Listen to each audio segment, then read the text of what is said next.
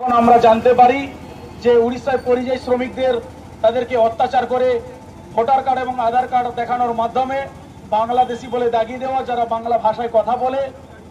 কিন্তু এটা আমরা গত যে সরকার ছিল নবীন পট্টনায়ক তার আমলে কিন্তু 25 বছর তিনি শাসন করে গেছেন, কোনোদিন কিন্তু আমরা দেখিনি যে বাঙালিকে তাড়িয়েছে।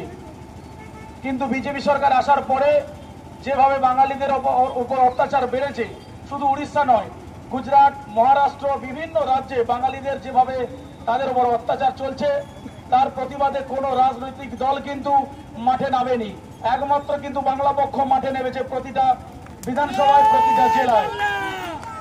তাই তার একমাত্র কারণ কিন্তু আমরা জানি, গর্গ চট্টোপাধ্যায় আমাদের যে বাংলা পক্ষের প্রতিষ্ঠাতা সাধারণ সম্পাদক, তাকে আমরা দেখে এই সংগঠনটা করি।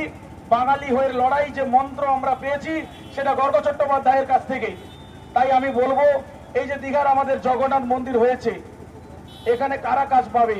আমরা এই দীঘার জগন্নাথ মন্দির উদ্বোধনের আগে আমরা এই জাহাজবাড়িতে আমাদের যে দীঘা শঙ্করপুর উন্নয়নের যে অফিস আছে, সেখানকার অফিসারকে আমরা ডেপুটেশন দিয়েছি।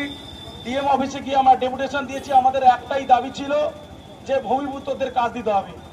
এই মন্দির জুড়ে টোটো লাইন বা অটো লাইন, যা মন্দিরের ভেতরে যে নিরাপত্তা রক্ষী, মন্দিরের ভেতরে যে সমস্ত টেন্ডার কিংবা পুরোহিত সহ সমস্ত জায়গায় কিন্তু বাঙালিদের প্রতিনিধি আমরা চাই। এটাই আমাদের মূল দাবি ছিল।